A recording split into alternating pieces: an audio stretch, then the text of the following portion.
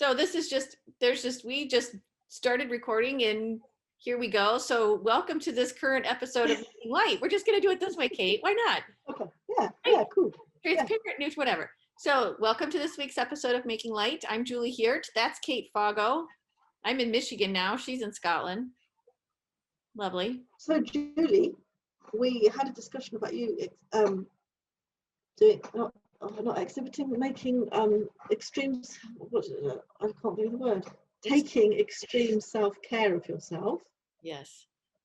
So tell me about that. Oh, so yeah. So when we moved here, the house wasn't ready. Excuse me. Well, we didn't have any of our stuff, but the house was filthy, and there was all the little teeny things to do to get ready, like getting electric on, and I don't know. I had this huge list, which I showed you, I think, and I was totally stressed out and freaked out. And it was gray and cold. It was all this stuff, and you just said, "Stop everything, put it to the side, and you need to practice extreme self-care," which I had not really heard of. So I Google it too after you explained it to me. Which after I Googled it, they said what you said, which is do what you want to do so that you are happy. Like work towards your happiness, which is what Abraham Hicks, like all the podcasts have been talking about your happiness. I've actually been talking about this with my husband too of late for his own happiness. But just do what makes you happy and the rest will follow, and it will just flow, because the more you push to get it done, well, that's resistance, which is its own thing, but there's also an exhaustion aspect. And you told me, you said, "I've never seen you this stressed out before." So we didn't record an episode that week because I was so stressed out and down and depressed and everything. So I did. We got off of the call and I did exactly what I wanted to do. My birthday was coming up, and so I'd gotten a little gift card to buy a book at an independent bookstore from Wisconsin that I have been following, and I'm like, well, I'm going to use my card, and so I shopped for books online. Books make me very happy. And then for that was a Wednesday. Well, it's Wednesday, so we had all Wednesday afternoon. I just did what I wanted to do, and then pretty much the whole next Thursday and Friday. And then it was my birthday weekend, and we couldn't do anything because we didn't have anything. Our floors had been redone. We couldn't walk in the house. We were waiting for the cleaning crew, and so we went north to see the northernmost part of Michigan and Lake Superior, and played, and the sun was out, and that felt good. So it absolutely changed how I felt. And what was super interesting to me was, as I looked at that to-do list on Monday, in doing the extreme self-care, the other things either took care of themselves or had just been handled some other way, and I just got notification I didn't have to do it. So my to-do list went from that long to that long, and it was so now we have real life evidence that it works. Are you still doing it? Yeah, yes, right. So today even, so one of our colleagues was here, spent the night last night, and when she left this morning, I had, maybe an hour and a half before this, and I needed to do my Course in Miracles, and I need to clean. I just need to kind of clean up a little bit. And I thought, no, I want to do a Course in Miracles and spend my time thinking about today's lesson and use that time to just kind of get in the zone, to be able to have a conversation with you, which I thoroughly enjoy. And I love to just be present for this. So that's what I did. In the meantime, then we're trying to get a new fence done. And Brad made the appointment for 10 o'clock today, thinking I could handle it. And I'm like, no, that's my Kate Foggo Making Light time. No. We do not overbook this. And so he came back from the office to handle the guy. But because you were delayed, which was totally fine, then I got to meet the guy, super nice, got a great quote. We're very happy with the quote. And everything just worked out. And also then, because you were a little delayed, I was able to take care of a couple things that I wanted to do. So yes, I'm still doing it. And I don't feel bad that there's dirt in, and I've still a ton of boxes to unpack. It will happen. So now Brad hates me for not being on time. You made me come all the way from the office, and she never showed up for the meeting. Oh, no. He loves okay, hopefully, let's see if he's watching. He does love to I think he loves to take care of that stuff. Plus he loves meeting all these people. He's such the outgoing, hey, how you doing? I'm Brad. Like, I think he's very, anyway, so he got to meet the guy. They had a wonderful conversation. And then because I was free, he could bounce the idea off of me, which let him sign the quote, and it all worked out. So, I mean, And I got a light. and you got a light with a wire that was not being, you got to recycle and be resourceful too. That was cool. I recycled. In fact, I was going to throw out both the box, because it's just one of these junction boxes that sits, because it's under the house. It's just the wires just running on the stone. The junction box, a light, and I'd kept all the wire because I was going to make a sculpture out of it, which I still will. And now I have a light under my house, so I don't have to fall over the stairs every time I open it. Right. Well, I'm really inspired by your self-care, because I sort of know it works, but I've never been able to actually do it. You didn't practice what you preached. I'm getting better at it, but I haven't ever just not done stuff. No, I am doing more of it.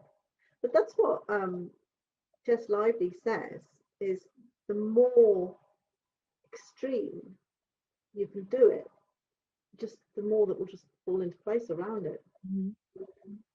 Yeah.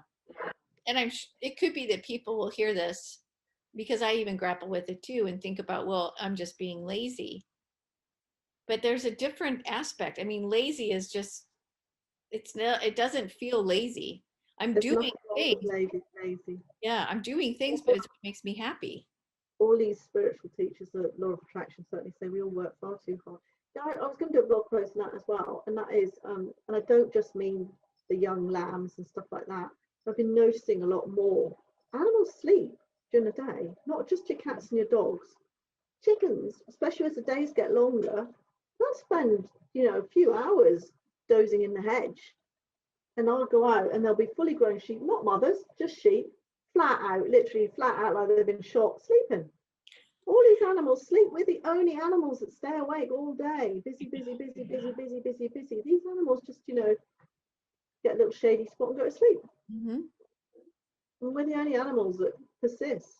I know. I mean, look at this, for example. This must sleep for, I don't know, 21 hours a day? Yeah. Maybe not much. Well, no, she probably does, actually.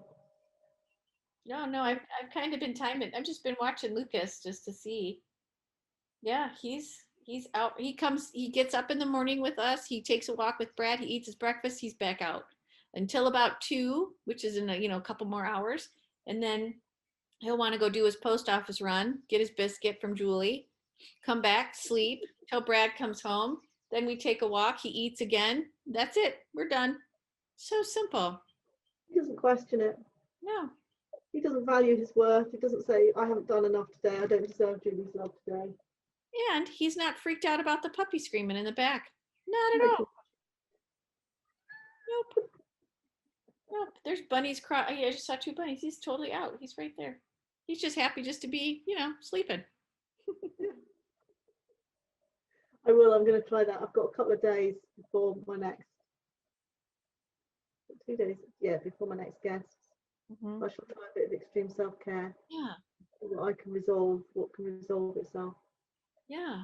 And I just yesterday I felt like taking care of a couple boxes. So I just turned on some podcasts and had a laugh while I was listening. Yeah. That's the other thing I say, is that if you allow yourself to do that, you will get inspiration to do things. It's not that you're just going to turn into a vegetable. The reason that I feel so desperately that I just want a day on the couch. They're like, well, if you had a few days on the couch, you'd probably be inspired to go and do something else. It's because you're just always pushing. Yeah. Get stuff. Because you feel guilty and lazy and whatever, and it's all about your self-worth. So Brené Brown talks about when it's time for her to write, or she's on a writing schedule, she wants everybody out of the house. So she tells the story of, she had to write, I think she was writing a book or something, and she had to do a big, huge chunk of it. So she told her husband beforehand, I want you to take the kids. I want you to go for the whole weekend and go so I can write and not be bothered. So they leave and she immediately starts binge watching Law and Order, which I can totally, I don't know if you've ever seen Law and Order, but oh, I love a good binge watch of Law and Order. Do you know that show? I think so. Is it quite an old one? Yeah. And there's like 3 or 4 spin-offs. There's Law and Order Criminal Intent, Law and Order Sexual Victims Unit. There's all these different, and they're all great. Doesn't matter. I don't care. And there's a couple channels on cable TV here that will just do like marathons of them. So sure enough, that weekend comes, she knows, she sees there's a marathon on, she plants herself down in the front of the television, and the entire weekend she watches Law and Order. No writing done. He comes home, he wants to know how she did, and so she's fully, I think I'm pretty sure she confesses what happened. He might have been a little perturbed, I don't know. But then she said, but come Monday morning, able to write because I took care of what in the moment I felt I needed, which was a Law and Order marathon. So yeah, it's true. Yeah. Hello, everybody. We are making light. I'm Kate Foggo, and that's Julie Hurt.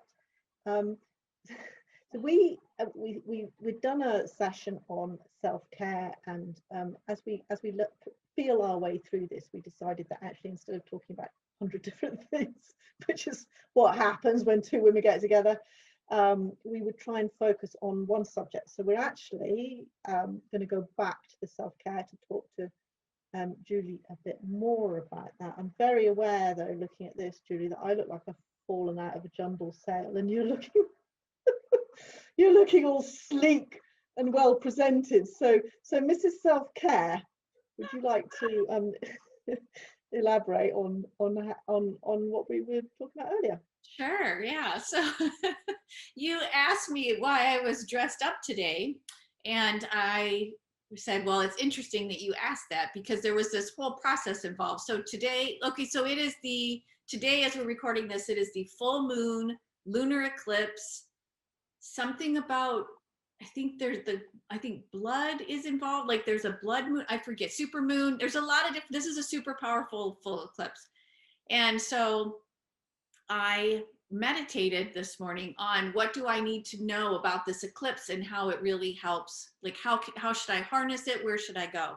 And what was fascinating to me was there is a huge tree out back. I think it's a white pine, but I need to ask our colleague Sally Heidke, who's from this area and knows all the trees. She's super impressive that way.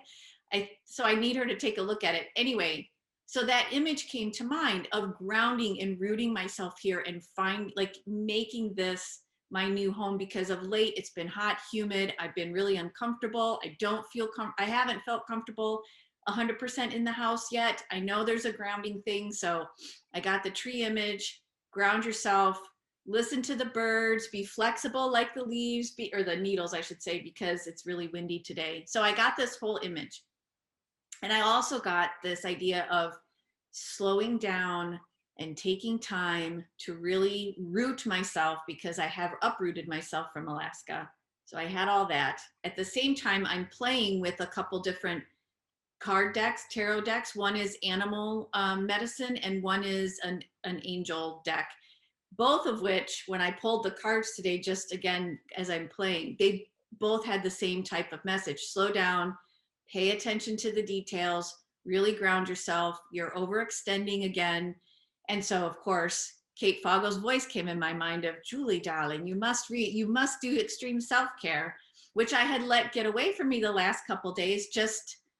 I had felt ungrounded. I felt like I've got all this stuff going on. I do freelance marketing work too, and there's just all these things. I'm like, oh my gosh, how am I going to get it all done? Plus, I still have to finish unpacking, and I haven't cut my hair since April 14th, and it's driving me crazy. Your hair's lovely, Julie.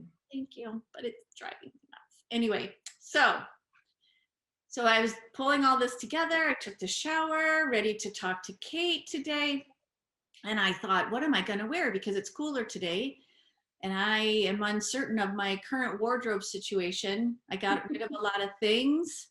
I don't know what I need here. I might have what I need. I hope I have what I need. But it dawned on me when we were driving down from Alaska. We stopped to see my stepdaughter and stepson in Utah. And my stepdaughter works for an outdoor shoe and apparel company. And we went to the company store. and I found this sweater. And so I looked at it in the closet, tags were still on it. And I thought, well, that's brand new. I don't want to wear that. And then I thought, why am I saying that? This is the perfect day to wear it. Cut the tags off and wear it. And then I put it on and I'm like, oh, look, and my neck's exposed, which is new for me, right? I like a good turtleneck. Diane Keaton, I love to cover the neck. And I thought, nope, I want to leave it open for self-expression, that chakra, all the things. So I thought about that. I'm making conscious choices all throughout this whole thing. Wear the new sweater, let the neck be exposed. And then I thought, I'm going to put my earrings in today. I haven't put earrings in for the longest time. I haven't even been wearing my wedding band, but I didn't get that far.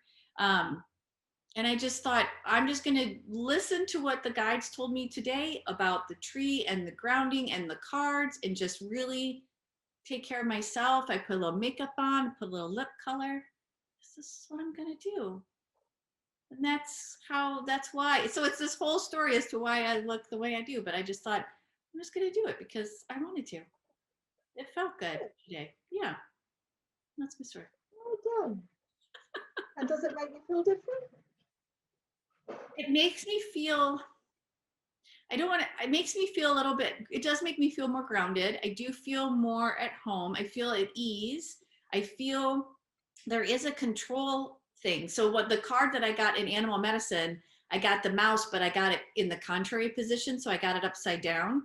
And the message was to take a look at the details. Like, I'm running all over the place, but I'm not focused on the tiny little details to get me to the next step. I'm more worried about the bigger thing that's out there, which for me is, I need to write, I need to do these things, I need to get all, and it's just like, take care of the little things, like the tags for our video so people can find us, types of things. So I feel like wearing this stuff, wearing what I'm wearing, being how I'm being right now, those little teeny things are going to start to come into play, which will foster bigger things. So yes. And just out of interest, what you said about, because I think it's worth going back to, about not wanting to wear new clothes. About, we did a lot of that, didn't we, with our last group. It wasn't actually group session, it was a soul level coaching.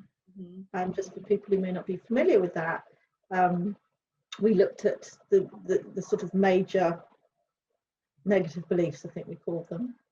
So a little spot quiz for Julie. That behaviour of not wanting to wear new clothes is rooted in? That's a good question. I thought about it. Let me think about it a minute. I just need to sit with it a second. So while you think about it, I shall give some other examples that came up. When something is on special offer, that you buy lots of it, even though you may never use it, or when you see a particular shampoo, you buy several bottles of it. And I did struggle with this one, and actually it's a conversation we could have another time, because some of it I totally see that it's behavior that is being brought up because of an insecurity about that belief. But there's also the bit of like, well, surely it's sensible. So how much of it is because of the belief, and how much of it is, well, actually it's just common sense, if it's cheap, why wouldn't I buy more of it? But actually, even that attitude. So do you know what it is? Well, okay, so there are 4 negative beliefs, at least in the work we do with coaching. There are 4 negative, and they all overlap, don't they? I mean, there are all. Yeah. They're safe, secure, and protected. Not worthy. Not good enough. What's the 4th one? I can never. Unlovable. Okay, see, and that's what I thought. I feel, to me, like today, I feel like it's unlovable because I don't love myself. What? She's not, no. Oh, yeah, well, yes. In fact, from that perspective, actually, absolutely not unworthy, because you're unworthy to use something new. I think more unworthy than not lovable, but it's a subtlety, isn't it, really? Yes. But the big thing about, so we have this advert here about, well, it's for feminine hygiene products, shall we say, and it's sort of like, wear your pretty pants. You know, and let's face it, when you have pretty pants, how often did you actually wear them? Probably never, right? Save them for a special occasion, which, let's face it, as you get older in the pants department isn't very often. But that it's all about not safe, supported and protected because you do not feel supported by the universe in terms of abundance, that you think that new things are so scarce, or, you know, you want to hold on to the newness of something that you may not get, you know, you're saving good things because you don't think that there is a constant supply of new things. Yes, abundance has been a big theme of late for me personally, because as you know, some people may know, I lost my job in July, and so lots of shifts have happened. We moved here to minimize our expenses so we can live on securely on one income as I work to grow other things. But this abundance has just been coming up in cards and readings and things like that, which I didn't think I was that concerned with. Well, can I stop you there, Julie? Yeah, I was just going to say, if you were talking to Abraham Hicks, she would have slapped you down at this point. True. Your language around that. Immediately, you said that you are downsizing to cut costs, to save money because you've only got one income, instead of the reality. I mean, however it came about, the reality you're living now is it's given you more time, more opportunity to do the things you really want to do. So even in your description of it, which is just so dictated by our society and justifying, you know, why you're not working, because by God, you should be working, especially now women have worked so hard for this opportunity to be, you know, to be working, and, you know, you don't have children, how dare you not be working? That's the only excuse that's valid. And even then, you should be some superwoman who's off running a bank in your spare time. You know, the reality is that it's just given you an opportunity. You wouldn't be doing it. We wouldn't be here. Neither of us would be here had we not stepped away from that. Right. Absolutely. Yeah. You're right. Thank you for calling me out on that too, because that's also been a theme of the little podcast I get from her every single day. Yeah. So I thought it was interesting though, yesterday it was something about abundance, and I was just thinking about, oh, I know what it was. The night before I didn't sleep very well. And I was up in the middle of the night, and I just thought, I'm just going to write. And so I started to write out everything that was bugging me about this house, knowing though that the way that I write about it begins to build that vortex, if you will, of I'll say it just keeps me stuck in negativity. So my guide said, just write it all, get it all down. So I did. And then I worked with them to put it all in more positive light. So instead of feeling not comfortable or grounded, okay, here's an opportunity to feel grounded. And here's how, not coming at it from a place of ungrounded, but a place of I am grounded. I want to strengthen the grounding. And so that type of a thing. So I worked through all that in the middle of the night. And then all my, some other things happened yesterday morning. I can't remember what, but it had to do with the abundance and just constantly showing that little stand that you already have it, say that you already have it, imagine what it will be when there's more of it, or something to that degree. And so yesterday I was just kind of thinking about that. All of a sudden I hear a knock on my door. I posted this on Facebook and Instagram, but I put a knock on my door, and my 90-plus-year-old neighbor that I've only spoken to a couple times, everybody here is super friendly, but she came over yesterday. It was hot too. It was 85. Here she is. She walks all the way over, asks if I want some rhubarb from her garden. Oh. And so I'm like, I would love some. So she went back and got it. And then she leaves it. She's like, you know, I think this makes a great strawberry rhubarb pie. I have strawberries in my fridge. I'm trying to wake up my sourdough starter that I had frozen, and something's not working, but we'll figure that out. Anyway, but it's just the most beautiful rhubarb. And it was so much. And I'm like, oh my God, there's abundance right there. I was just so grateful. It's so pretty. So. Wow. Pie. Yeah. Love abundance. Well, the other thing Abraham says is, when you can't, because we're not always in the mood, are we, to look for abundance? You know, you don't have to make a big thing of it. You can just say, my God, look how much grass there is. You know, it's abundance about everything. It's interesting what you said, Nobby, what you said about not wanting to focus on something but needing to write it out, because I did something very foolish, which we'll have to come back to. I felt I had to do it, but it was very, very foolish. And that was, you know, we talked about the dairy, giving up dairy. I watched the video that I knew would, I can't, this is what, it's a week later and I'm going to cry even just talking about it. I watched it and I shouldn't have done. It's absolutely devastated me. But I've been going through this, the whole thing. It's like I know I need to step away from it, but sometimes it's really, really hard to stop the mind going there. And it has brought home to me in a very stark way that it is vitally important to not look at things that upset you. I've been inconsolable to the extent.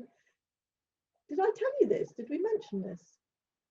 Well, I don't know about the videos. I don't know about the video, but I knew that there was you have the lambs that are lame. We talked about that last time. I spoke to somebody else. It was quite funny though, because actually, to the extent that Gary actually got really angry with this, you know, this wild fit, this thing I'm doing. He was really angry with the guy who's doing it. Like, he's like, this is irresponsible for somebody to post. And I was like, he didn't post a video, he just posted a link to it. So it's not Humane Society, but something equivalent. But you know, because he doesn't know what to do, when he sees me like that, you know, he's not very well equipped to deal with emotion. And I was just a mess. So anyway, enough of that. We'll not go there again ever. But that's really interesting. Really interesting. Yeah, I thought it was one of the Abraham Hicks podcasts. They're like 10-minute things every day, and there's several different ones you can follow. The one I follow, this gentleman stood up and did what you just called me out on, and like listed, I really want this, but I got blah blah blah blah blah, and it's all the negative stuff. And she cut him off too, and she said, if it's not working, change the topic. Yeah. I mean, some of this is so simple but so hard. Yeah. And that's it. It's like there's so much stuff. So I mean, it maybe it's, you know, things like the dairy thing, where yes, there's stuff I individually can do to make those choices, but I don't feel that me finding an ethical dairy farm or me giving up dairy is actually changing that. You know, it might in 100 years, but I don't feel like I'm contributing to helping with I'm maybe not contributing to the problem, but I don't feel I'm fixing it. And where does your mind go there? Because that for me was like, oh my God, so I can make these decisions about not having dairy, but I've still got that image in my head of I can't, you know, can't even refer to it. Yes. And I've still got that image in my head, and that's it. Like, get off the subject. There's no good me crying about this. There's nothing I can do by focusing on this problem. The only thing I can do is shine my own light elsewhere. Even Sally's getting upset. It's pathetic. You know, when you try and explain this to people, they're like, what the fuck's wrong with you? And it's like, I can't even, just awful. Shouldn't have done it. Stupid. I did it intentionally. I knew it would upset me. But I had forgotten, because I had done a very good job of protecting myself. I'd forgotten just how awful and how long it takes me to recover from something like that. And let it be said, I shall never ever buy dairy again, at least well, maybe in 30 days, if it's made absolutely no difference to my diet, I shall find some bespoke. Well, no, anyway, enough of that. You and I, my dear, have we have this class in half an hour. Yes. So I think we should wrap this. Is there anything else you'd like to add to the self-care? No, I think that was, just, it's really hard to, kind of to your point about watching the video, it's really hard to do extreme self-care because you feel like you're being selfish. But when you take care of yourself, your light shines, which makes the world a better place. And that's all you can do. That's all actually any of us can ever do. And the video, I'll do this really quick, because I did actually look up some Abraham Hicks to try and make me feel better about the animal thing. And I think this would be really nice. We talked about going back to the animal sensitivity. So I can tell you more about it then. But I'm losing my thread here, but it was very interesting. I sort of read a bit of it. I'm losing my thread completely. What did you just say? Because when you do, light. Yes. Sorry. But yes, and she goes into that. There's nothing you and I can do about those things. And she said that there is no example in history ever where joining a group or starting a movement against something has actually done anything. It just makes it worse, because all you're doing is attracting attention to it and attracting focus to it. So on that beautiful note, for anyone who feels like me about animals, I've got some very, gets upset about videos like that. Actually, some stuff that she said I found very interesting. It was quite an old clip. It's 1990, and I think it's stuff that when we talked about maybe actually asking animals ourselves to try and get questions, the answers directly from them, I think it would bring people some comfort. So that's something we could do next time, is look at them. I'm sorry, I'm trying to push back because my head looks huge compared to yours. So you'll actually either have to sit closer, or I was like this enormous Hulk at the. That's better. That's more like it. Okay, my lovely. I shall speak to you in half an hour. I think we should. Well, thank you. Yeah. You've actually really inspired me with the self-care, because I know it was all my idea and all that, but I don't do it. And for you to have actually done it and seen the benefit of it is really inspiring. So thank you. You're welcome. I know that if I don't pay attention to the signs, and you're one of the signs, if I don't pay attention to it, the universe is going to hit me with a 2x4, and yeah, it'll get worse. So, which is what this was warning me of too this morning, is like, you better pay attention here again. So what is it? If you don't know what you're feeling, the universe will show you. Exactly. Yeah. Cool. All right. So that's it for this week. All right. I'm Julie here. That's Kate Foggo, and we're making light. See you next time. Bye-bye.